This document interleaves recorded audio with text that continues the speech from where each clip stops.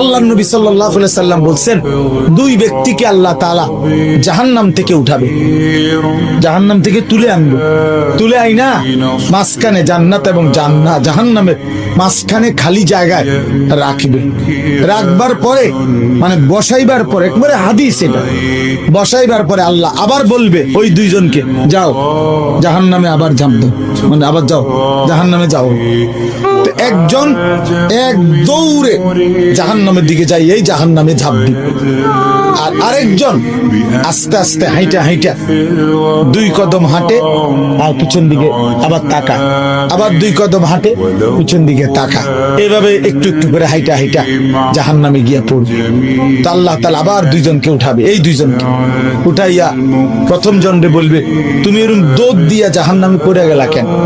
সে বলবে, মাওলা জীবন ভর আমি আপনার নাফরমানি করেছি, আপনার কথা মানি নাই বলেই তো আমি জাহান্নামী হয়েছি।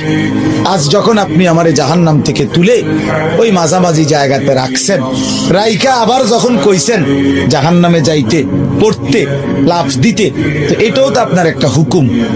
চিন্তা করছি জীবনে কোনো হুকুম না মাই নেই তো জাহান্নামী হইলাম, তা আজকে একটা হুকুম মানিয়া, এই জন্য আপনার হুকুম মানার জন্য জাহান্নামে গিয়ে লাফ দিলাম।